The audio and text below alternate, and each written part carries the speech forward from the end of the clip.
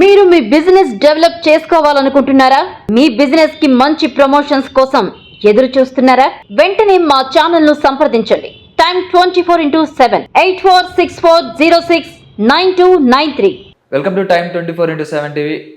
మన దగ్గర ఇప్పుడు యంగ్ అండ్ డైనమిక్ లీడర్, ఒక ఫైర్ బ్రాండ్ సీతాఫల్ మండి కానీ తెలంగాణలో కానీ ఆమె పేరు చెప్తే తెలంగాణ వాళ్ళు ఉండరు. ఏమ శ్యామల గారి దగ్గర ఉన్నాం, మనం మాట్లాడి తెలుసుకుందాం. నమస్తే మేడం. ఎలా ఉన్నారు మేడం? Thank you. మీరు ఎలా ఉన్నారు? బాగున్నా మ్యామ్. సీతాఫల్ మండిలో హేమ శ్యామల గారి పేరు చెప్తే తెలంగాణ వాళ్ళు ఉండరు. హేమ గారికి చెప్తే ఏ పనైనా అయిపోతుంది, కష్టకాలంలో కూడా అండగా ఉంటారని చెప్తారు. అసలు ఈ రాజకీయాల్లోకి ఎలా వచ్చారంటే ఏం చెప్తారు మ్యామ్? 2016లో యాక్చువల్గా అయితే అనుకోకుండా వచ్చాను పాలిటిక్స్లో. నా డ్రీమ్స్లో కూడా నేను ఎప్పుడు రాజకీయాల్లోకి వస్తానని నేను ఎప్పుడు అనుకోలేదు. బట్ అప్పుడు ఆ టైంలో మనకి తెలంగాణ వచ్చిన తర్వాత లోకల్ బాడీ ఎలక్షన్స్ మనం ప్రిపేర్ అయ్యే టైంలో పద్మారావు గారు మా ఫాదర్కి కొంచెం చాలా దగ్గరి వ్యక్తి.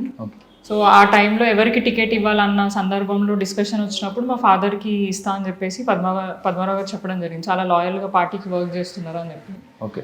బట్ లోకల్ బాడీ ఎలక్షన్స్లో కేసీఆర్ గారు మహిళలకి 50% రిజర్వేషన్ ఇచ్చారు కాబట్టి సో దాంట్లో భాగంగా మా ఫాదర్కి వచ్చే సీట్ నాకు వచ్చింది. సో అనుకోకుండా నన్ను పాలిటిక్స్లోకి తీసుకురావడం జరిగింది. అండ్ మా ఫాదర్కి ఆయన కావాల్సిన, అంటే ఆయన ఒక కార్పొరేటర్ కావాలనుకున్నాడు. ఆయనతో కాలే కాబట్టి వాళ్ళ బిడ్డని పెట్టి ఆయన డ్రీమ్స్ని ఫుల్ఫిల్ చేసుకోవాలనుకున్నారు. సో వారి కోరికని నెరవేరుస్తూ అండ్ మోర్ ఓవర్ ఒకటి నేను ఏమనుకున్నా అంటే, అరే ఎంతోమంది కష్టపడతారు రాజకీయాల్లో, ఒక పొజిషన్లోకి రావాలనుకుంటారు, బట్ ఎవరికి రాని అవకాశం నాకు వచ్చినప్పుడు నేను కూడా ఎందుకు వదులుకోవాలి అన్న ఒక ఆలోచనతోని నేను కూడా పాలిటిక్స్లోకి వచ్చిన. సో అప్పటి నుంచి ఇప్పటిదాకా ఆల్మోస్ట్ ఇప్పుడు ఇంకొక 7 months అయితే నా 10 years టెన్యూర్ కంప్లీట్ అవుతుంది. సెకండ్ టైం ఇప్పుడు. సో 2016 నుంచి ఇప్పటిదాకా సక్సెస్ఫుల్గా సీతాఫల్ మండి డివిజన్లో ప్రజల సపోర్ట్ తోటి, పార్టీ సపోర్ట్ తోటి, మా ఎమ్మెల్యే గారి సపోర్ట్ తోటి నేను సక్సెస్ఫుల్గా ప్రజలకి సర్వీస్ అయితే అందించగలిగినాను. ఫస్ట్ స్టార్టింగ్లో వచ్చేటప్పుడు ఒక లేడీ ఏం చూసుకుంటారులే అంటే మన సీతాఫల్ మండికి ఆమె ఏం చేస్తారులే, మీ డాడీకి ఉన్న పేరు అయితే మీకు ఉండదు, ఓన్లీ మీ డాడీకి ఉన్న పేరే ఉంటుంది, మీకు అంత పేరు ఉండకపోయేది. అప్పుడు మీరు ఏమనుకున్నారు? అంటే మీకు ఏమైనా మనస్తాపం ఏమైనా వచ్చిందా, అరే నేను చేయగలుగుతాను ఈ పని? అంటే నేను ఫస్ట్లో నిజంగానే కొద్దిగా డౌట్ నా మీద నాకు ఉండే. ఓకే. డెఫినెట్గా. ఎందుకంటే అసలు నాకేం తెలీదు రాజకీయాల్లో ఏబిసిడీలు కూడా నాకు అంత అవగాహన లేదు స్టార్టింగ్లో వచ్చినప్పుడు. అండ్ చాలా ఈజీగా ఈ ఫీల్డ్ ఉంటుందని చెప్పి మా ఫాదర్ వాళ్ళు నాకు ఎక్స్ప్లెయిన్ చేసిండు. అంటే నువ్వు పోయి ఐటీ ప్రొఫెషన్ కదా, రాత్రి మగలు కష్టపడాల్సిన అవసరం లేదు, సింపుల్గా ఎన్నుకుందంతా మేమే చూసుకుంటాము, కేవలం నువ్వు వచ్చిన వాళ్ళని రిసీవ్ చేసుకోవాలి, మిగతా పని అంతా మేము చేసి పెడతాము, సో పెద్ద పని ఉండదు నీకు అని చెప్పారు. అదే ఇంత చిన్న వర్క్ అంటే ఇంత సింపుల్గా ఉంటుందా అని నేను అనుకున్నాను. బట్ ఎప్పుడైతే నామినేషన్ వేసిన తర్వాత ప్రజల్లోకి మనం ఇంటింటికి ఓటు అడగడానికి వెళ్ళిన ప్రతి దగ్గర వాళ్ళకున్న సమస్యలు చెప్పేటప్పుడు అది వింటూ ఉంటే అండ్ ఇంత అంటే ఎన్ని ఇష్యూస్ ఉన్నాయి ఆ పబ్లిక్వి, అది నేను చేయగలుగుతానా, నాతోని అవుతుందా అన్న ఆలోచనతోని అంటే అందరూ ఏంటంటే లేదు అవుతుంది నువ్వు చేయగలుగుతావు అన్న ఒక సపోర్ట్ ఇవ్వడం, ఎంకరేజ్ చేయడము. అండ్ ఆల్మోస్ట్ గెలిచిన ఒక 6 months వరకు మా ఫాదర్ నాతో ఉన్నారు. ఎందుకంటే అది స్టార్టింగ్ మనకి ఎటువంటి ఐడియా లేదు అండ్ కొద్దో గొప్ప చదువుకున్నాం కాబట్టి ఈజీగా ఎవరు ఏది చెప్పినా కూడా అర్థం చేసుకునే కెపాసిటీ ఉండే. సో అట్లా నిరంతరం పబ్లిక్లో తిరుగుతూ వారి ఇష్యూస్ మీద అవగాహన తెచ్చుకొని అధికారులతో మాట్లాడుతూ ఆ ర్యాపో బిల్డ్ చేసుకున్న తర్వాత నాకు కూడా ఈజీ అయిపోయింది.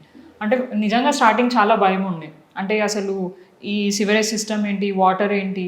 నాకు ఒక్కటైతే ఎప్పుడు గుర్తుండిపోయే విషయం ఏంటంటే, గతంలో అసలు మనకు వాటర్ లేని సందర్భంలో, ఇంటింటికి నల్లాలు లేని సందర్భంలో బస్తీలకి గల్లీలకి మనకి వాటర్ ట్యాంకర్స్ వస్తుంది.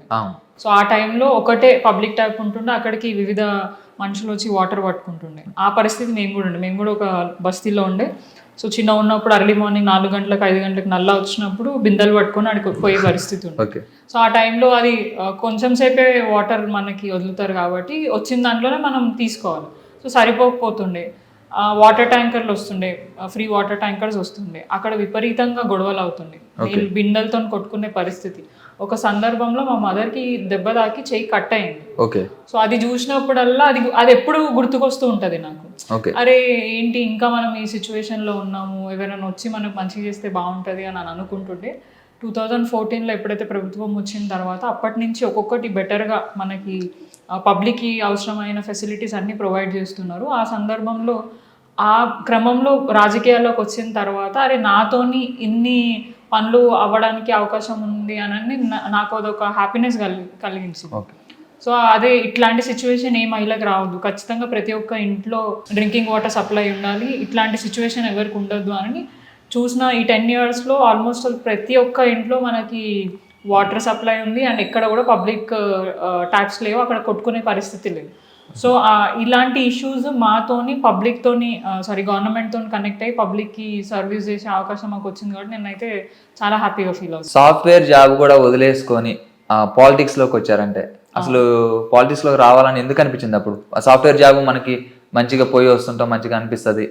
పాలిటిక్స్లో అయితే సేవ చేయాలి, అందరి దగ్గరికి వెళ్ళాలి, ఇదంతా ఇబ్బంది. సాఫ్ట్వేర్ జాబ్ అయితే ఒక్కడ కూర్చున్నామా పని చేసుకున్నామా అని అంటుంది. దాని గురించి అంటే ఏ ప్రొఫెషన్కి దానికి డిఫరెన్సే ఉందండి. మీరు అన్నట్టు సాఫ్ట్వేర్ ప్రొఫెషన్ ఏదైనా కూడా దాంట్లో కూడా మనకు ఛాలెంజెస్ ఉంటాయి, దాంట్లో కూడా ప్రెషర్ ఉంటుంది, దాంట్లో కూడా ఏమంటారు రెస్పాన్సిబిలిటీస్ ఉంటాయి. సో అది కేవలం నా కుటుంబం మటుకే అది పరిమితం అయింది. అంటే నేను సాఫ్ట్వేర్ చేసిన ఓన్లీ నా ఫ్యామిలీ, నా ఫ్రెండ్స్, నా సర్కిల్ అంతే ఉంటుండే. బట్ పాలిటిక్స్లో వచ్చే వరకు నా సర్కిల్ పెద్దది, నా ఫ్యామిలీ పెద్దగా పెరిగింది. ఇప్పుడు నేను చిన్న కుటుంబం నుంచి పెద్ద కుటుంబంలోకి వచ్చిన, ఇప్పుడు సీతాఫల్ మండి ప్రజలందరూ కూడా నా కుటుంబమే. ఇప్పుడు అందరికీ నేను రిప్రజెంట్ చేస్తున్నా. సో మంచో చెడ్డో డెఫినెట్గా నేను కొన్ని సందర్భంలో నేనే రెస్పాన్సిబుల్ అవుతాను. సో ఇంత పెద్ద బాధ్యత నాకు ఇచ్చిన ప్రజలకి డెఫినెట్గా నేను ఏదైనా చెయ్యాలి అంటే సొసైటీకి మనం ఈ రకంగా అంటే గివ్ బ్యాక్ అంటారు కదా, మన సైడ్ నుంచి ఏం చేస్తున్నాం ఈ దేశానికి కానీ ఈ రాష్ట్రానికి కానీ, పదవి అనదు బాధ్యతకి మీరు ఏం చేస్తున్నారు అన్న దానికి. సో ఆ రకంగా నాకు సేవ చేసే భాగ్యం కలిగినందుకు నేను సంతోషంగా ఫీల్ అవుతున్నాను. ఇప్పుడున్న పాలిటిక్స్లో మీకు ఇన్స్పిరేషన్ ఎవరు? అంటే ఇన్స్పైరింగ్ లీడర్స్ అనే వాళ్ళు చాలామంది ఉన్నారు, ఒక్కొక్కరిది ఒక్కొక్క స్టైల్. నేను ఫస్ట్ ఒక లీడర్ని చూసిన అని అంటే నేను మా ఇంట్లో నుంచి నేను చెప్పగలుగుతా మా ఫాదర్. అంటే ఆయన ఎటువంటి ఏ పార్టీకి అంటే డైరెక్ట్ పాలిటిక్స్లో లేరు, ఆయన ఏదున్నా గ్రౌండ్ లెవెల్లో ఎవరు వచ్చి ఆయన దగ్గర హెల్ప్ అడిగినా కూడా నాతో కాదు అనకుండా ఆయన శక్తి మేరకు ఆయన సపోర్ట్ చేసే ప్రయత్నం చేస్తారు. సో ఆ లీడర్షిప్ అనేది డెఫినెట్గా మా ఫాదర్ దగ్గర నుంచి నేర్చుకున్నా. ఆ తర్వాత డైరెక్ట్గా ఒక రాజకీయ నాయకుని నేను చూసిన అని అంటే పాలిటిక్స్లో ఖచ్చితంగా పద్మారావు గారే. నేను ఫస్ట్ పద్మారావు గారిని మా ఫాదర్ ఫ్రెండ్ లాగా చూసినా కానీ ఆయన ఒక ఎమ్మెల్యే, ఒక మినిస్టర్, ఒక పెద్ద స్థాయి వ్యక్తిగా నాకంటే అంత అవగాహన లేకుండే ఆ టైంలో. సో ఆ తర్వాత మెల్లమెల్లగా ఆయన రోల్ ఏంటి, ఆయన ఆ వ్యక్తి అనే వాళ్ళు ఎవరు, మినిస్టర్ అంటే ఏంటి అని తెలుసుకున్నప్పుడు అరే అంటే రాజకీయ నాయకుల్లో ఈయన ఒక మంచి లీడర్ అని అప్పుడప్పుడు తెలుసుకోవడం జరిగింది. ఆ తర్వాత కేటీఆర్ గారు తెలుసు, ఆ తర్వాత కేసీఆర్ గారి గురించి. అంటే పాలిటిక్స్ అంటే కొత్త ఉద్యమం టైం కానీ ఈ టైంలో అయినా నేను చిన్నపిల్లని, ఆల్మోస్ట్ నేను స్కూల్కి ఇంటర్మీడియట్ అట్లా చదువుతున్నాను. సో నాకు అంత అవగాహన లేదు. 30 years పొలిటికల్ లైఫ్ మా ఫాదర్ది. అంటే డైరెక్ట్ పాలిటిక్స్ లేదు, ఓన్లీ గ్రౌండే. ఆయన ఏ పార్టీ వ్యక్తి వాళ్ళు ఇక్కడ వచ్చి కంటెస్ట్ చేసినా కూడా ఖచ్చితంగా మా ఫాదర్ సపోర్ట్ తీసుకుంటారు. ఎందుకంటే ఆయనని రాజన్న అన్న దానికంటే కరెక్టే రాజన్న అనే పేరుతోని చాలా ఫేమస్ ఆయన. సో ఆయన చాలా మంది యంగ్స్టర్స్ తోటి చాలా కనెక్ట్ ఉంటారు, ఎంతో మందికి కరాటే క్లాసెస్ చెప్తూ ఉంటారు, బాక్సింగ్ క్లాసెస్, అట్లా యూత్ తోటి ఇక్కడ ఉన్న ప్రజలతోటి అంతా కూడా ఆయనకు మంచి సంబంధాలు ఉన్నారు కాబట్టి ఫాదర్ సపోర్ట్ తీసుకుంటారు. సో ఉద్యమం టైంలో మన 2014లో ప్రభుత్వం వచ్చిన తర్వాత ఒక పార్టీ కండువా కప్పుకొని డైరెక్ట్ పాలిటిక్స్లో ఉన్నారంటే అది టీఆర్ఎస్ పార్టీ గతంలో. సో పద్మారావు గారి అండర్లో పార్టీలో చేరి అప్పటి నుంచి కూడా చాలా లాయల్గా పార్టీకి సర్వీస్ ఇస్తున్నారు కాబట్టి ఆ ఇంటెన్షన్ తోటి మా ఫాదర్కి ఇవ్వడం జరిగింది. సో ఆ లీడర్షిప్ క్వాలిటీస్ అనేవి అక్కడి నుంచే నాకు వచ్చినాయి. నేను ఏ స్కూల్లో కానీ కాలేజ్లో కానీ ఓ లీడర్గా ఏ క్లాస్ రూమ్లో నేను చేయలేదు. నాకు స్టేజ్ ఫియర్ చాలా ఉంది, 10 మంది ముందు మాట్లాడాలంటే కొద్దిగా భయం ఉంటుండే. బట్ ఎప్పుడైతే ఈ జర్నీ స్టార్ట్ అయిందో 2016లో నాకు నా చుట్టూ ఉన్న వాళ్ళందరూ చాలా ఈజీ చేసారు. అంటే ఏదో కష్టము అన్న రకంగా నాకు ఏం ఫీడ్బ్యాక్ ఇవ్వలే వాళ్ళు. చాలా ఈజీ, ఏం కాదు, అంత మేము ఉంటాం, మేము సపోర్ట్ చేస్తాం అన్న కాన్ఫిడెంట్ నాకు ఇచ్చారు కాబట్టి నాకు ఈ ప్రొఫెషన్ అనేది కొంచెం ఈజీగా అయిపోయింది, నాకు ఇబ్బందికరంగా అనిపించలేదు. ఎన్ని ఛాలెంజెస్ ఉన్నా కూడా మనము ఓవర్కమ్ అవ్వచ్చు మనకున్న పేషెంట్ లెవెల్స్ తోటి అన్నది మాత్రం నాకు అర్థమైంది. సో అట్లా ఇన్స్పైరింగ్ లీడర్స్ అంటే చాలామంది ఉన్నా చాలా దగ్గరగా చూసిన వ్యక్తులు అయితే ఇద్దరు ఖచ్చితంగా. మా ఇంట్లో మా ఫాదర్తో కలుపుకొని పద్మారావు గారు, అండ్ మోర్ ఓవర్ మాకు ఇన్స్పైరింగ్ లీడర్గా ఉన్న కేటీఆర్ గారు, యంగ్ జనరేషన్. 10 ఏళ్ళు బీఆర్ఎస్ పార్టీ అధికారంలో ఉందా, ఇప్పుడు అధికారంలో లేదు. తెలంగాణ ఉద్యమంలో లేనటువంటి రేవంత్ రెడ్డి సీఎం అయ్యారు. ఎలా ఉంది ఇప్పుడు పరిపాలన? మీరే చూస్తున్నారు రాష్ట్రం ఎటు పోతుందో ఏమవుతుందో. 15-16 months నుంచి ఏం జరుగుతుందో అనేది తెలంగాణ ప్రజలే స్వయంగా పరిపాలన చూసిన ప్రజలే చెప్తున్నారు. ప్రజలు కూడా కొద్దిగా ఆశపడి, అంటే గత ప్రభుత్వం ఇన్ని స్కీమ్స్ ఇచ్చింది, ఇంత డెవలప్మెంట్ చేసింది, ఏ ప్రభుత్వం వచ్చినా కూడా డెఫినెట్గా మాకు అట్లాంటి స్కీమ్స్ ఇస్తారన్న ఆశతోటి మేము 3,000 పెన్షన్ అయితే వాళ్ళు 4,000 పెన్షన్ అన్నారు. సో మాకు ఇంకో 1,000 రూపాయలు ఎక్స్ట్రా వస్తుంది, మాకు ఇంకా వస్తుంది కదా, మాకు హెల్ప్ అవుతుంది కానీ అట్లా ఆశకు పోయినారు. 1,00,000 రూపాయలతో తులం బంగారం, ఇప్పుడు బంగారం రేట్ నిరంతరం పెరుగుతూ ఉంటుంది. సో మాకు ఇంకా బంగారం వస్తుందని. సో మహిళలకి 2,000 పెన్షన్ అని, అంటే చాలామందికి మహిళలను కోటీశ్వరం చేస్తా అని చెప్పి రేవంత్ రెడ్డి మాటలు, అంటే అబద్ధపు మాటలు చెప్పి అధికారంలోకి వచ్చిండు. అండ్ వచ్చినప్పటి నుంచి ఆయన చేసే పరిపాలన ఉంది ఏంటి అంటే, చెప్పిన మాటలు వేరా, చేసే పరిపాలన వేరా, అది క్లియర్గా అర్థమవుతుంది. సో రాష్ట్రం అయితే గతంలో 10 సంవత్సరాల కంటే ముందు ఎట్లయితే మన తెలంగాణ రాష్ట్రం ఉందో దానికంటే ఇంకా వరస్ట్గా చేస్తున్నాడు రేవంత్ రెడ్డి, అది మాత్రం క్లియర్గా అర్థమవుతుంది. అంటే హామీలన్నీ నెరవేర్చాలంటే ఖజానా ఉండాలి. ఆ ఖజానా కుండలన్నీ తీసుకుపోయి కేసీఆర్ ఫామ్ హౌస్ లో పెట్టుకుంటూ మా దగ్గర ఇప్పుడు ఖజానా లేదు, మేము ఎట్లా నెరవేర్చాలి, నన్ను కోసుకున్నా కానీ మీకు ఒక్క పైసా కూడా రాదని చెప్పి కూడా రేవంత్ రెడ్డి గారు అంటున్నారు. దీన్ని ఎలా తీసుకోవచ్చు? కేసీఆర్ గారు ఫామ్ హౌస్ లో ఉంటే మరి నీకు పాసిబిలిటీ ఉంది, పోయి అక్కడ తోకొని తీసుకో మరి ఆ ఖజానా గిట్ట ఉంటుంది. ఇప్పుడు ఆయన ప్రతిసారి, ఇప్పుడు గతంలో ఆయన ఒక ఎమ్మెల్యేగా మనం ఉన్నప్పుడు లేకుండా ఎంపీగా ఆయన చేసిండ్రు.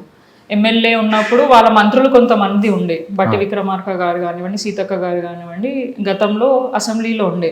సో అప్పుడు బడ్జెట్ ప్రవేశపెట్టినప్పుడు ఎంత అప్పులు అయినాయి, ఎంత బడ్జెట్ తెలంగాణ రాష్ట్రానికి ఉంది, ఏ రకంగా డెవలప్మెంట్ అవుతుంది అనేది క్లియర్గా వాళ్ళకి తెలుసు.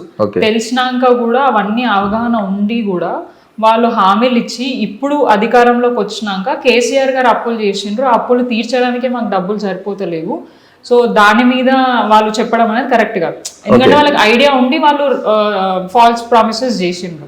ఇప్పుడు అదే లేకుండా చేసిరంటే అది వేరే విషయం, కానీ తెలిసి కూడా మీరు చేసిండ్రంటే వాంటెడ్గా మీరు ప్రజలను మోసం చేసి అధికారంలోకి వచ్చి ఇప్పుడు వాళ్ళని ఇట్లాంటి అంటే మాటలు చెప్పి ఇబ్బంది పెట్టడం కరెక్ట్ కాదు. సరే, మీరు గతంలో ప్రతిపక్షంలో ఉన్నప్పుడు ఒక మాట చెప్పిండ్రు, రాష్ట్రం అభివృద్ధి కావాలంటే ఏం చేయాలి అని రేవంత్ రెడ్డి గారిని క్వశ్చన్ అడిగితే కొత్త అప్పులు తీసుకురావద్దు అని అన్నారు. నువ్వు కొత్త అప్పులు తీసుకొస్తూ ఉన్న అప్పులను తీర్చకుండా ఇంకా డబుల్ చేసినావు. 10 సంవత్సరాలు 1,00,000 కోట్ల అప్పు కేసీఆర్ గారు చేసిన మీరు అప్పుడు నిరంతరం అంటూ ఉండే, ఇప్పుడు మీరు వచ్చి 1.5 కాలంలోనే 1,00,000 కోట్ల అప్పు చేసి మీరు ఒక ఇటుక కూడా పెట్టి అభివృద్ధి కార్యక్రమం చేయలేదు.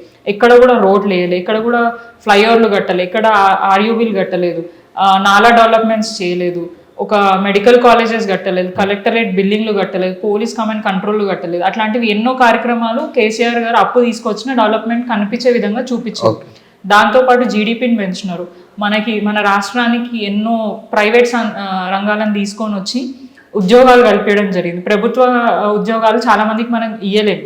లక్షల మంది అప్లై చేసుకుంటే దాంట్లో వేలలో సీట్లు ఉంటాయి, పోస్టులు ఉంటాయి, దానికి మాత్రమే మనం చదువుకున్న వ్యక్తి వాళ్ళకు వచ్చిన మార్క్స్ తోటి ఉద్యోగాలు వస్తాయి.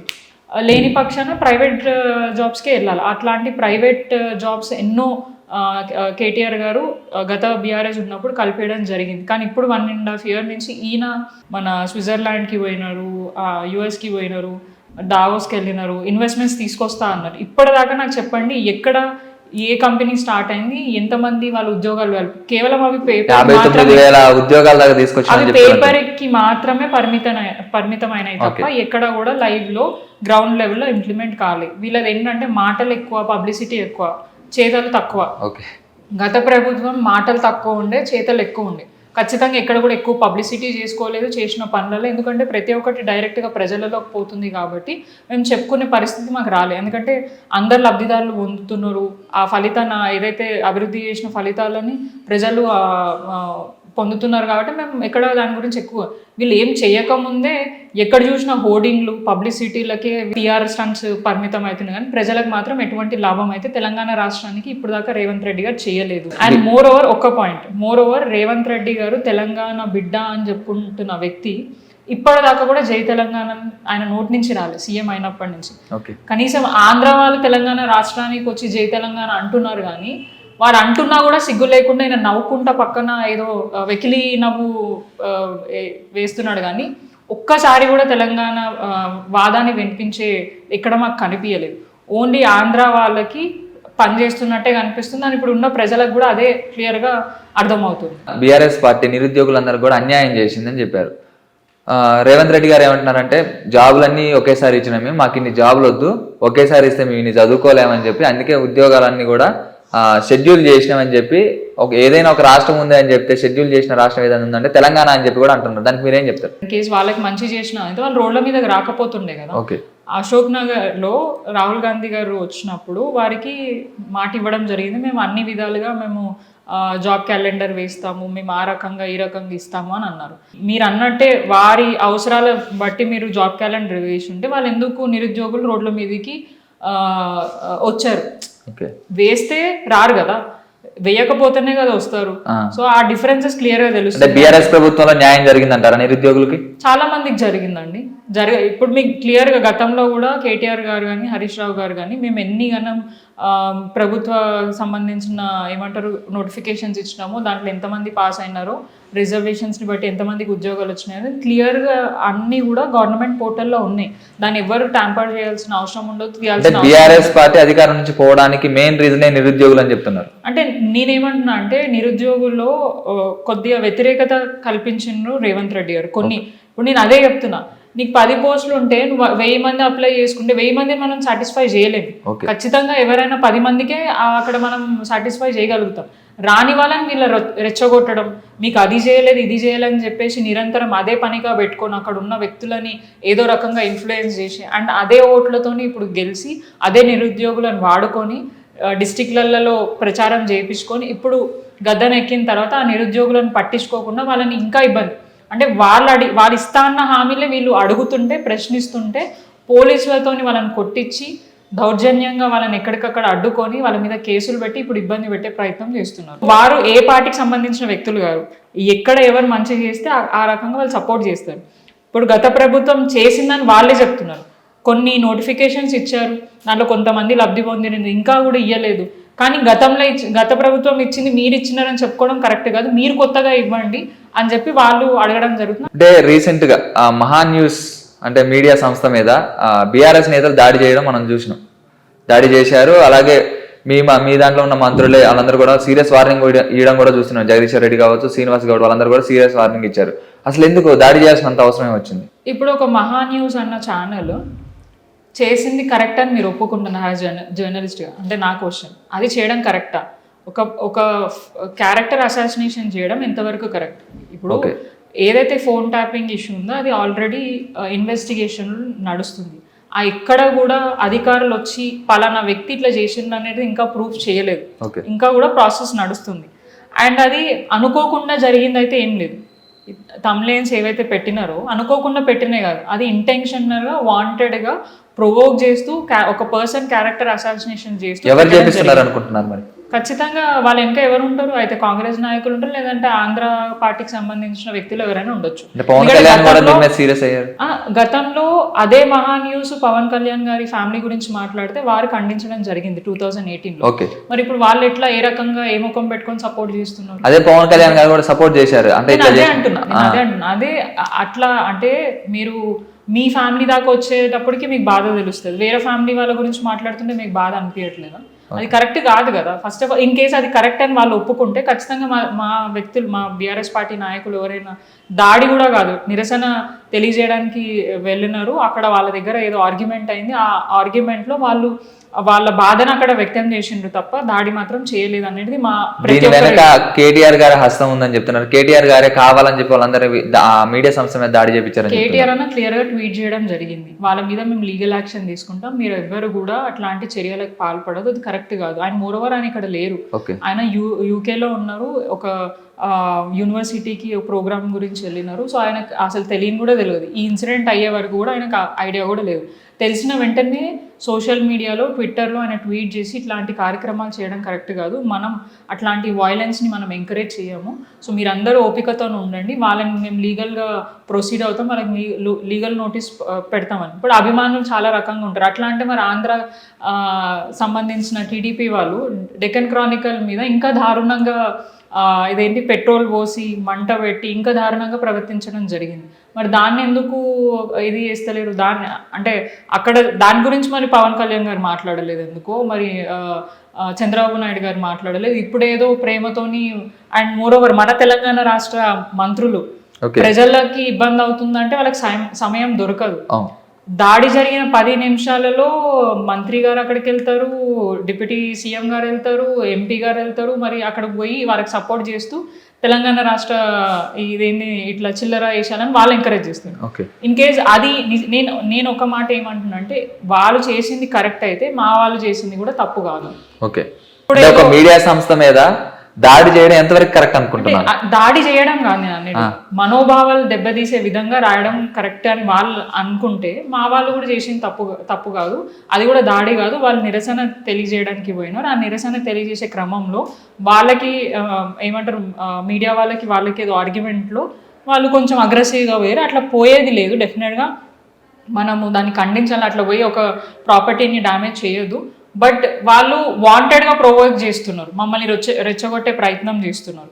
సో ఇది ఇంటెన్షన్. ఇప్పుడు ఒక వంశీ గారు, ఆయనకు ఒక పేరుంది జర్నలిస్ట్గా, ఎన్నో ఇయర్స్ నుంచి వాళ్ళు ఈ ప్రొఫెషనల్ ఉన్నప్పుడు ఎంత హుందాతోని ఆయన ప్రజల సమస్యలే కానివ్వండి, ప్రజలు పడే ఇబ్బందులని ముందుకు తీసుకెళ్తే ఎవరు క్వశ్చన్ చేసేవాళ్ళు కాదు.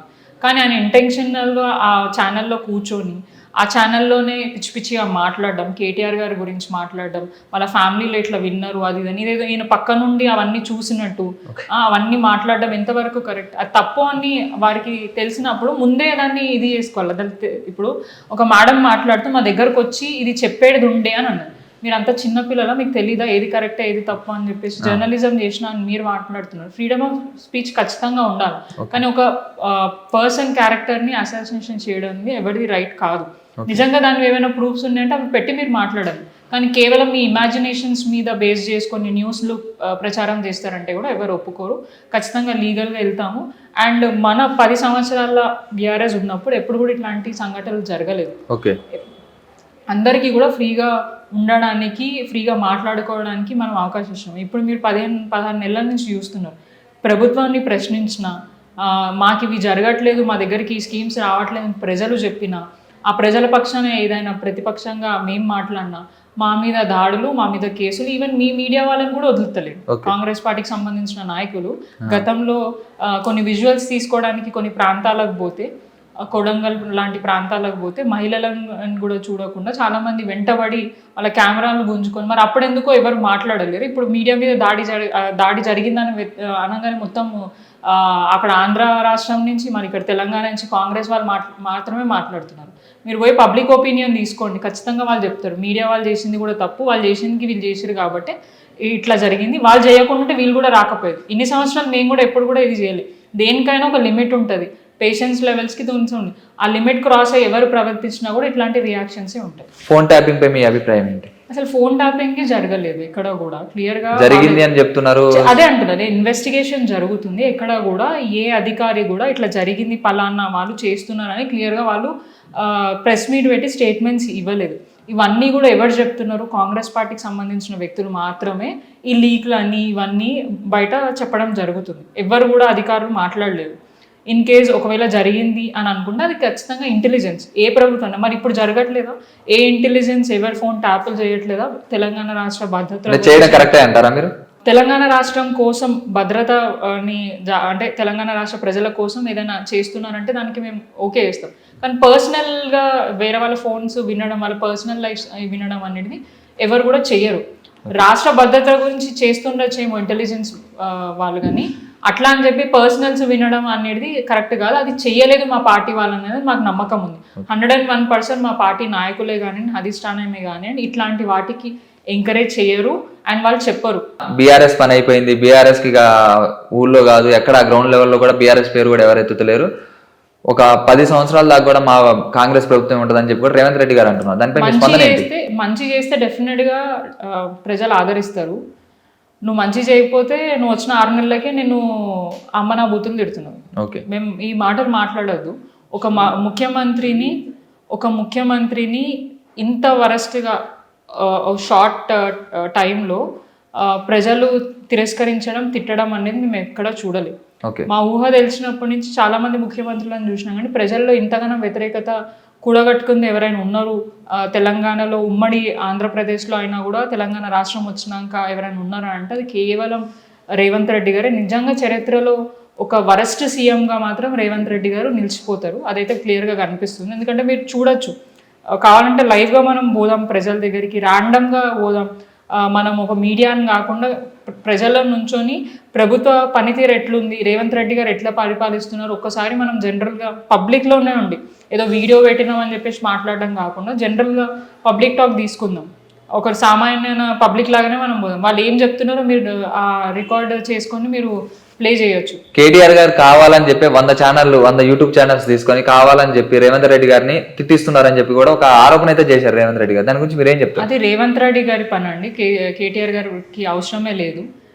కేటీఆర్ గారు గతంలో గదే యూట్యూబ్ ఛానల్స్ పెట్టుకొని ప్రజలలో వ్యతిరేక తీసుకొని వచ్చి కేసీఆర్ గారి పేరు ఖరాబ్ చేయాలని చెప్పేసి ఎంతోమంది యూట్యూబ్ ఛానల్స్ని ఎంతోమందిని వాడుకొని ఇప్పుడు ప్రభుత్వంకి వచ్చిన తర్వాత వాళ్ళని పట్టించుకునే పరిస్థితి చాలా సందర్భాల్లో మీరు చూడొచ్చు. మీడియా టైంలో మాట్లాడేటప్పుడు జర్నలిస్టుల గురించి చాలా వల్గర్గా మాట్లాడినారు ఆయన రేవంత్ రెడ్డి గారు. పండబెట్టి దొక్తా, పిచ్చి పిచ్చి మాటలు మాట్లాడినా, పిచ్చి పిచ్చి రాతలు చేసినా కూడా ఊరుకునేది లేదని చెప్పేసి యూట్యూబ్ పనికిరాని యూట్యూబ్ ఛానల్స్ పెట్టుకొని ఇవన్నీ చిల్లరేషాలు వేస్తారని చెప్పేసి ఆయననే మాట్లాడడం జరిగింది.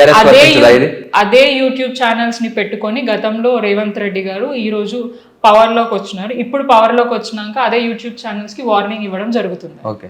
సో రేవంత్ రెడ్డి గారికి ఆ పని కానీ కేటీఆర్ గారికి అవసరమే లేదు. ఆయన ఎప్పుడు కూడా ఏ యూట్యూబ్ ఛానల్స్ పెట్టుకోలేదు, ఆ వాటిని నమ్మలేదు. కేవలం ప్రజలకి మంచి చేయడానికి గ్రౌండ్ లెవెల్లో వారికి ఆ అభివృద్ధిని, సంక్షేమాన్ని అందించడానికే పనిచేసారు తప్ప ఇట్లాంటివి నమ్ముకొని మాత్రం రాజకీయాలు చేయలేదు. అయితే తెలంగాణలో అన్నపూర్ణ క్యాంటీన్ అనేది బీఆర్ఎస్ ప్రభుత్వం స్టార్ట్ చేసింది. దాన్ని వాళ్ళు కాంగ్రెస్ వాళ్ళు ఏం చేస్తున్నారంటే ఇందిరమ్మ క్యాంటీన్ గా మారుస్తున్నారు. దానిపై మీ స్పందన ఏంటి? యాక్చువల్గా అసలు చేంజ్ చేయాల్సిన అవసరం ఏముంది అనేది ప్రతి ఒక్కళ్ళ క్వశ్చన్. దాంతో కాంగ్రెస్ పార్టీకి వచ్చే లాభమే ఏంటో మాకు తెలియదు, కానీ నష్టం అయితే చాలా ఉంది. ఆ నష్టం ఏంటంటే 10 సంవత్సరాల పాటు అన్నపూర్ణ క్యాంటీన్ పేరుతో తెలంగాణ రాష్ట్ర ప్రజలకి ఎంతో అనుబంధం ఉంది. అండ్ కొత్తగా ఇప్పుడు ఇంద్రమ్మ అని తీసుకొస్తే ఈ ఇంద్రమ్మ ఏంది, ఇంద్రమ్మ ఏం చేసింది, తెలంగాణ రాష్ట్ర ప్రజలకు అన్నం పెట్టింది లేదు, చేసింది లేదు. ఇంద్రమ్మని తీసుకురావాల్సిన అవసరం ఏముంది?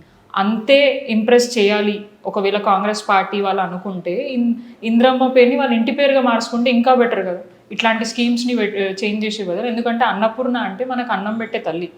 ప్రతి ఒక్క దేవత పేరుని మనము మన తెలంగాణ రాష్ట్ర ప్రజల కడుపులు నింపడానికి ఒక స్కీమ్గా మనం పెడితే దాన్ని కూడా ఓర్వలేక దాన్ని కూడా రాజకీయం చేస్తూ చిల్లర వేషాలు వేస్తూ మా మేయర్ గారు కానివ్వండి, కాంగ్రెస్ పార్టీకి సంబంధించిన స్టాండింగ్ కమిటీలో ఉన్న కాంగ్రెస్ కార్పొరేటర్లే కానివ్వండి, అధిష్టానాన్ని ఇంప్రెస్ చేయడానికి ఇంద్రమ్మ పేరు పెట్టడం జరిగింది.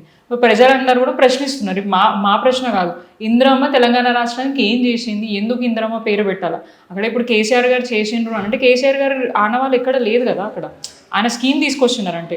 గతంలో కూడా కాంగ్రెస్ పార్టీలో ఉన్నప్పుడు వైఎస్ రాజశేఖర రెడ్డి గారు కొన్ని స్కీమ్స్ తీసుకొని రావడం జరిగింది మనకి. దాన్ని కూడా మనం ఎక్కడ పేరు మార్చలేదు, దాన్ని కంటిన్యూ చేస్తూ ఇంకా కొత్త స్కీమ్స్ తీసుకొచ్చి దానికి మనం పేర్లు పెట్టినాం. ఇప్పుడు కేవలం కేసీఆర్ గారితో పేరు ఏదైనా ఉంది అంటే అది కేసీఆర్ గారి కిట్టే, మిగతా ఎక్కడ కూడా ఆయన పేర్లు పెట్టలేదు. మిగతా అన్ని పేర్లలో అయితే కొన్ని దేవత పేర్లు కానివ్వండి, ఉద్యమకారుల పేర్లే కానీ, తెలంగాణ రాష్ట్రానికి ఏమంటారు వాళ్ళ జీవితాన్ని అంకితం చేసిన వాళ్ళ పేర్లు కానీ అట్లా వాళ్ళు కొన్ని పేర్లు పెట్టారు తప్ప ఎక్కడ కూడా రాజకీయం చేయలేదు. కానీ వీళ్ళు వచ్చినప్పటి నుంచి రాజీవ్ గాంధీ స్టాచ్యూ ఓపెన్ చేయడం, తెలంగాణ టీఎస్ని టీజీగా చేసి పేర్లు మార్చడం, చిహ్నాలు మార్చడం, అన్నపూర్ణ క్యాంటీన్ ఇంద్రమ్మ క్యాంటీన్ పెట్టడం, ఎవరిని ఇంప్రెస్ చేస్తున్నారు, ఎందుకు ఇట్లాంటి చిల్లరేషాలు వేస్తున్నారు? అసలు మీ ఎజెండా ఇది కాదు కదా.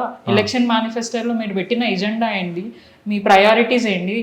స్కీమ్స్ అన్నావు, మహిళలను కోటీశ్వరం చేస్తున్నారు, 2500 పెన్షన్లు ఏమైనాయి, తులం బంగారం ఏమైంది, వృద్ధులకి పెన్షన్లు పెంచుతాను 4000 6000 అన్నావు, అవన్నీ ఎక్కడ పోయినాయి? విద్యార్థులకి స్కూటీలు ఇస్తాను, నిరుద్యోగ వృత్తి అను, అవన్నీ ఎక్కడ పోయినాయి? సో అవన్నిటి గురించి ఎవరు మాట్లాడట్లేదు. కేవలం ఇవే ఈ చిన్న చిన్నవి చేసుకుంటా మేము ఏదో మార్పు చేసేసినాం, మేము కొత్తగా రాష్ట్రానికి తీసుకొచ్చినాం, నువ్వు ఇదే పేరు పెట్టాలి అనుకుంటే కొత్తగా ఏమైనా స్కీమ్ తీసుకురా ఇంద్రమ్మ పేరుతోటి తీసుకొచ్చి ప్రజలకి ఏదైనా లబ్ధి అయ్యేలాగా చేస్తే ఖచ్చితంగా వాళ్ళు హర్షిస్తారు. కానీ ఉన్న పేరుని మార్చేసి దాంతో నువ్వు ఏం లాభం పొందాలనుకుంటున్నావు, దీన్ని కూడా రాజకీయం చేయడం అన్నది మాత్రం కరెక్ట్ కాదు. అంటే ప్రభుత్వాలు మారే కొద్దీ పేర్లు మార్చుకోవడమేనా, లేకపోతే పరిపాలనలో ఏమైనా అభివృద్ధి చేసే అవకాశం అది ఉందా? రేవంత్ రెడ్డి గారిని అడిగితే బాగుంటది, ఎందుకంటే ఆయననే కదా పేర్లు మార్పులు, మీ పేర్లు అంటే కానివ్వండి వాళ్ళు మార్చారు, మళ్ళీ ఇప్పుడు మీరు అధికారంలో కోసం మీరు మారుస్తున్నారు. మేమేమంటున్నాం అనంటే ఈ పేరుతో నీకు నష్టం ఏముంది, అన్నపూర్ణ అన్న అమ్మవారి పేరుతోని నీకు ప్రాబ్లం ఏముంది? ఇంద్రమ్మ ఏ తెలంగాణ రాష్ట్ర ప్రజలకి అన్నం పెట్టింది లేదు. నువ్వు మేము అదే చెప్తున్నాం, నువ్వు ఇంప్రెసే చేయాలి అనుకుంటే అనుముల అన్న పేరు తీసేసి ఇంద్రమ్మ అని పెట్టుకో. ఓకే, నీ ఇంటిల్లిపాది పెట్టుకొని, నీ కాంగ్రెస్ పార్టీ నాయకులు అందరూ పెట్టుకొని ఆ పేరు పెట్టుకొని వాళ్ళని ఇంప్రెస్ చేసుకోండి. అంతేగాని తెలంగాణ ప్రజలకి చాలా అనుబంధంగా ఉన్న పేరుని తీసేసి పెట్టాలనుకుంటే, ఇప్పుడు అది తెలంగాణ రాష్ట్రానికి ఒక అక్షయ పాత్ర. 10 కోట్ల మంది జనాభాలు 10 సంవత్సరాల కాలం పాటు ఎంతో మంది కడుపు నింపింది 5 రూపాయల భోజనం. వివిధ డిస్టిక్ల నుంచి హైదరాబాద్కి వచ్చినప్పుడు వాళ్ళు హోటళ్ళల్లో అమౌంట్ ఎఫర్ట్ చేయలేక ఈ 5 రూపాయల భోజనంతో కడుపు నిండా అన్నం తినే పథకాన్ని కూడా నీ రాజకీయ లబ్ధి కోసం మార్చుకోవడం అనేది నిజంగా దౌర్భాగ్యమైన పరిస్థితి. ఇది తెలంగాణ రాష్ట్ర ప్రజలు నువ్వు అట్లా కాకుండా, ఇంద్రమ్మ పేరు కాకుండా ఉద్యమ సమయంలో తెలంగాణ రాష్ట్రంలో పోరాడిన వ్యక్తుల పేర్లు పెట్టినా కూడా కనీసం తెలంగాణ ప్రజలు దాన్ని హర్షిస్తూ లేదంటే వెల్కమ్ చేస్తుండే, మేము కూడా దానికి ఏం అనకపోతుండే. కానీ ఇంద్రమ్మ పేరు పెట్టడమే మాకు నచ్చని ఇది. ఇంప్రెస్ చేయాలనుకుంటే చాలా రకాలుగా ఉన్నాయి, నీ అధిష్టానాన్ని ఆ రకంగా ఇంప్రెస్ చేసుకోగాని ఇట్లాంటి చిల్లరేషాలతోటి ప్రజల మనోభావాలను దెబ్బతీసే విధంగా పేర్లు మారిస్తే, ఎందుకంటే తెలంగాణ తల్లి విగ్రహాన్ని కూడా మార్చడం జరిగింది, అది కూడా ఎవరికి కూడా యాక్సెప్ట్ చేయట్లేదు. అది కాంగ్రెస్ పార్టీ తల్లి విగ్రహమే తప్ప తెలంగాణ రాష్ట్ర తల్లి విగ్రహం అయితే కాదు.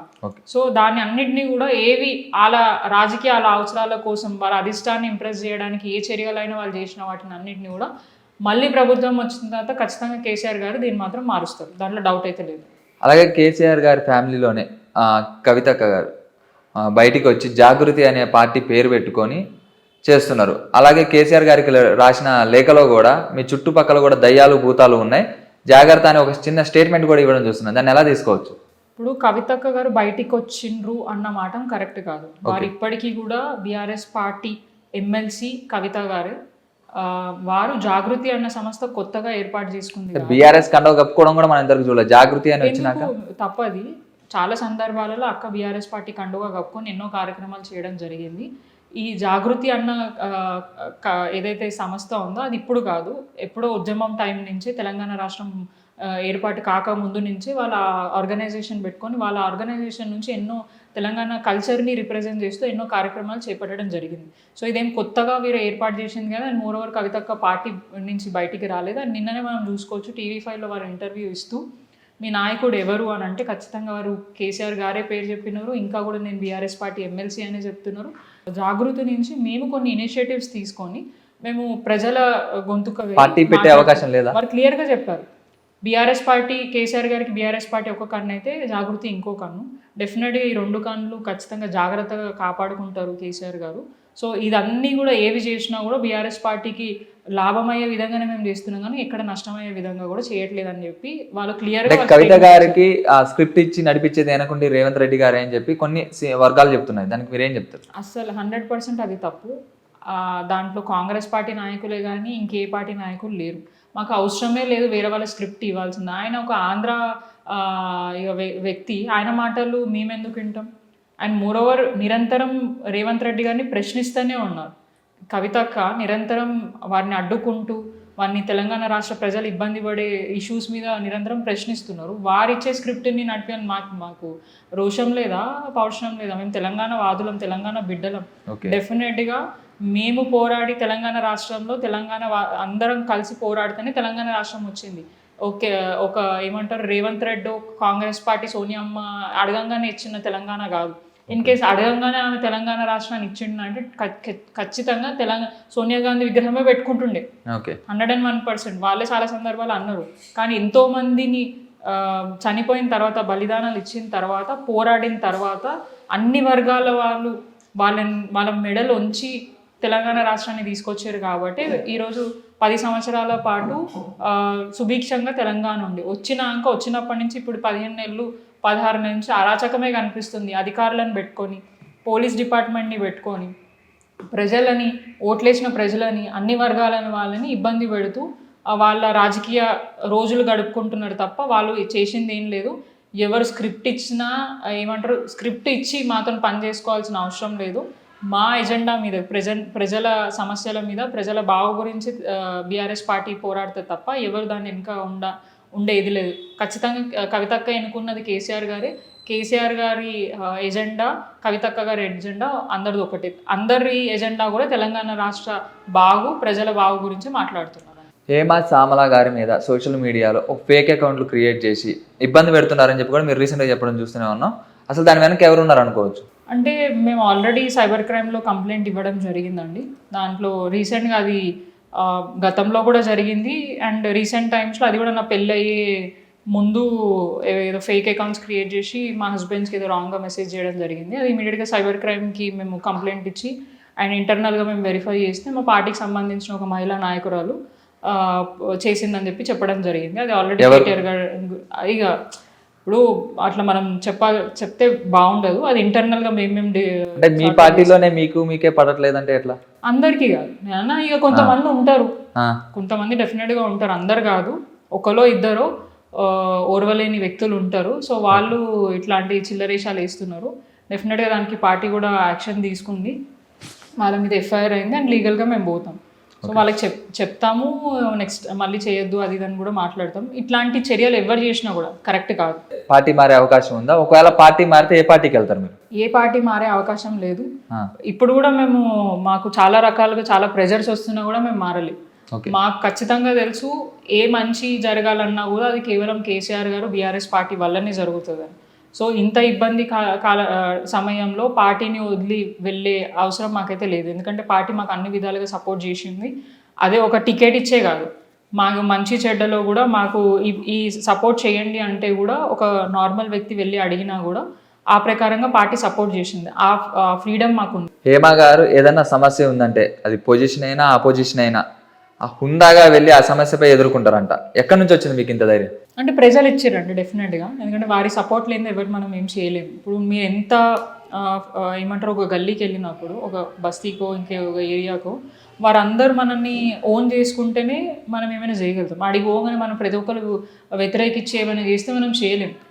మీ పార్టీ నుంచి కానీ అపోజిషన్ నుంచి కానీ ఏమైనా బెదిరింపులు ఏమైనా వచ్చినాయి? బెదిరింపులు ఏం జరగలేదు. నాకు ఇక్కడ ఉన్న వాళ్ళందరూ ఉన్నా కూడా రాజకీయ ఎలక్షన్ టైంలోనే మా కొట్లాట అంతా.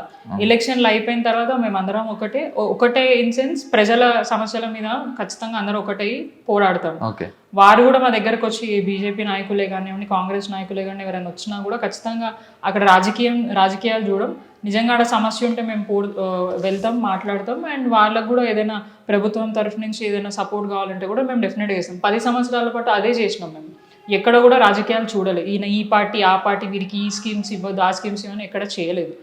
101% వారి లబ్ధిదారులు, వాళ్ళు మనకు ఓట్లు వేసినా వేయకపోయినా ఈ ప్రాంత ప్రజలు. సో వారు నిజంగా ఎలిజిబుల్ బెనిఫిషియరీ అయితే ఖచ్చితంగా వారికి ప్రభుత్వం తరఫు నుంచి ఏమైనా స్కీమ్స్ రావాలంటే వాళ్ళకి అందించడం. కానీ ఇప్పుడు మాత్రం అట్లా జరగట్లేదు 15 నెలలు 16 నెలల నుంచి. ఎందుకంటే ఈ ఎగ్జాంపుల్ నేను ఎందుకు చెప్తున్నా అంటే, గతంలో 2 BHK ఏదైతే డబుల్ బెడ్రూమ్ స్కీమ్ ఉందో ఆ లాటరీ సిస్టమ్కి ఇచ్చినాం. మనం ఏమి ఒకరి పేర్లు రాసి వీళ్ళకి ఇవ్వండి అని మేము ఎక్కడ చెప్పలేదు. సో లాటరీ సిస్టంలో లక్కీగా ఎవరు ఎలిజిబుల్ ఉన్నారో వాళ్ళు వెరిఫై చేసి ఆ లిస్ట్లో పెడతాం కాబట్టి, అండ్ ఆ బెనిఫిషియర్స్ దగ్గర ముందే మనము లాటరీ తీసి వాళ్ళకి ఆ పట్టాలు అందించడం జరిగింది. దీంట్లో ఎవరి జాప్యం లేదు, ఎవరి ఇన్ఫ్లుయెన్స్ లేదు, ఎవరి ఒత్తిడి లేదు ఆ టైంలో. కానీ ఇప్పుడు 15 నెలల నుంచి కొంత ఇంద్రమ్మ ఇల్లులని, ఏదైతే కేసీఆర్ గారు కట్టించిన ఇల్లులే ఇంద్రమ్మ ఇల్లులు అని చెప్పి పేరు మార్చి ఇవ్వడం జరుగుతుంది. ఆ ఇచ్చే క్రమంలో వీళ్ళు ఏం చేస్తారంటే, అది కూడా అక్కడ ఉన్న ఎమ్మెల్యే కూడా తెలియకుండా ఓడిపోయిన ఎమ్మెల్యే కానివ్వండి, లేదంటే అక్కడ ఉన్న కాంగ్రెస్ పార్టీ నాయకులు ఇన్ఛార్జ్ మంత్రి పొన్నం గారికి రిప్రజెంటేషన్స్ ఇస్తూ అధికారులని ప్రెజర్ పెడుతూ వాళ్ళకి అవసరమైన వ్యక్తులకి వాళ్ళు ఇల్లులు ఇవ్వడం జరుగుతుంది. ఓకే, ఒక ముక్కలో కేసీఆర్ గారు అంటే ఏం చెప్తారు? కేసీఆర్ గారు తెలంగాణ రాష్ట్రానికి దొరికిన ఒక గొప్ప నాయకుడు, ఒక దేవుడు. తెలంగాణ రాష్ట్రకి ఒక గాడ్ ఫాదర్ ఎవరైనా ఉన్నారంటే అది కేసీఆర్ గారు. వారి సపోర్ట్ లేనిది తెలంగాణ రాష్ట్ర ప్రజలు ఎవరు కూడా ముందుకు రారు. నేనా లేదంటే చావా అన్న దీంట్లో చావు నోట్లో తలకాయ పెట్టి తెలంగాణ రాష్ట్రాన్ని గురించి ఎంతోమందికి ఆ తెలంగాణ వాదాన్ని ప్రతి ఒక్క దాంట్లో నింపి తెలంగాణ రాష్ట్రం గురించి కొట్లాడి తీసుకొచ్చిన వ్యక్తి. ఓకే. ప్రతి రాష్ట్రానికి ముఖ్యమంత్రి ఉంటారు కానీ తెలంగాణ రాష్ట్రానికి మాత్రం కేసీఆర్ గారు తెలంగాణ రాష్ట్రానికి తెచ్చిన ముఖ్యమంత్రి ఉన్నారు. అది ఏ రాష్ట్రానికి దొరకరు, కేసీఆర్ గారికి మాత్రమే సాధ్యం. సో ఒక మంచి నాయకుడిని మాత్రం తెలంగాణ రాష్ట్ర ప్రజలు మిస్ అవుతున్నారు ఇప్పుడు. రేవంత్ రెడ్డి అంటే జోకర్ అనే చెప్పాలా. యాక్చువల్గా మాకు అట్లా మాట్లాడాలన్న ఇంటెన్షన్ కూడా మాకు లేదు. ఆయన చేసే ప్రవర్తన అట్లా ఉంది, ఆయన బిహేవియర్, ఆయన అడ్మినిస్ట్రేషన్ అట్లా ఉంది. అంటే ఆ చేరుకున్న వాల్యూని ఆయనంతటా ఆయనని తీసేసుకుంటున్నారు, దానికి ఉన్న మర్యాద అనేది. అన్ని చిల్లర మాటలు మాట్లాడిండు ఆయన. సో ఏ సభకు పోయినా కూడా ఇట్లా తిట్టడము, చిల్లర మాటలు మాట్లాడడమే పనిగా పెట్టుకున్నాడు. కానీ ఒక హుందాతనాన్ని, ఒక ముఖ్యమంత్రిని నేను ఇట్లా ఉండాలి అనేది ఎక్కడ కూడా చూపించలేదని. స్కూల్ పిల్లల ప్రోగ్రామ్కి పోయి కేసీఆర్ చావు గురించి మాట్లాడడం అంటే అంతకంటే దౌర్భాగ్యం లేదు మన తెలంగాణ రాష్ట్రానికి. మనం సెక్రటేరియట్ దగ్గర ఒక స్కూల్ ప్రోగ్రామ్ అంబేద్కర్ అక్కడ పోయి పిల్లలకి ఏం చెప్పాలని, మీరు మంచిగా చదువుకోవాలా, మీ కెరియర్ ఇట్లా బిల్డ్ చేసుకోవాలా, మీకు ఇన్ని ఆపర్చునిటీస్ ఉన్నాయి ఫ్యూచర్లో, మేము ఇది చేస్తున్నాం అది చేస్తున్నాం, ఆయన గర్వంగా ఆయన ప్రభుత్వం గురించి చెప్పుకోవాలి. కానీ ఆడపోయినా ఏం చెప్తాడు, కేసీఆర్ చావు గురించి మాట్లాడతాడు. ఒక ముఖ్యమంత్రి ఇట్లనైనా ఉంటారు ఎక్కడైనా. సో ఆయన చేసిన బిహేవియర్కి ప్రజలు ఆయనకి ఎన్నో రకాలుగా బిరుదులు ఇచ్చినారు. అది మీరు చూసుకోవచ్చు, మీ మీడియా ముఖంగానే మేము చూసినాం. చాలా రకాలుగా వాళ్ళకి ఒక్కొక్కరు ఒక్కొక్క కుంపు మేస్త్రి అని, ఇంకా ఒక పెద్ద మనిషి అయితే ఇంకా వేరే రకంగా మాట్లాడేది. అవన్నీ మాటలు మనం చెప్తే బాగుండదు కానీ. సో అట్లాంటి వ్యక్తి గురించి మాట్లాడాలంటేనే మా energy waste. Okay, last and final ma'am, ఒకవేళ బీఆర్ఎస్ అధికారంలోకి వస్తే కేటీఆర్ అవుతారా సీఎం, లేకపోతే హరీష్ రావు అవుతారా? కేసీఆర్ అండి, కేసీఆర్ గారు. వీళ్ళిద్దరికి ఛాన్స్ లేదా? అంటే ఛాన్స్ లేదని నేను చెప్పలేను. నేను డిసైడ్ చేస్తే కాదు కదా వాళ్ళు ముఖ్యమంత్రులు అయ్యేది, అది కేసీఆర్ గారు డిసైడ్ చేయాలి. కేసీఆర్ గారు ఉన్నంత వరకు డెఫినెట్గా తెలంగాణ రాష్ట్రానికి ముఖ్యమంత్రి ఎవరంటే కేసీఆర్ గారే. ఆ తర్వాత ఎవరు ఉండాలా అనేది కేసీఆర్ గారు డిసైడ్ చేసి ఆ తర్వాత అక్కడ ఉన్న వ్యక్తులందరూ కూడా డిసైడ్ చేయాలి. ఆ ఒక్క సామల హేమ చెప్తేనే కేటీఆర్ అన్న ముఖ్యమంత్రి అవుతారు, హరీష్ అన్న ముఖ్యమంత్రి అవుతారు అని నేను, వారికి ఆ క్యాపబిలిటీ ఉంది, 101% ఉంది, నేను లేదని నేను అన్నా. కానీ అది ఏది ఉన్నా కూడా పార్టీ నిర్ణయం మీదకి ఎవరైనా కూడా వెళ్తారు. సో పార్టీ ఏది డిసైడ్ చేస్తే ఆ పార్టీ డెసిషన్ మీదకి మేము అందరం కూడా ముందుకెళ్తాం. Okay, thank you ma'am. Share చేయండి, లైక్ చేయండి, సబ్స్క్రైబ్ చేయండి. మరిన్ని వీడియోల కోసం బెల్ సింబల్ పై క్లిక్ చేయండి.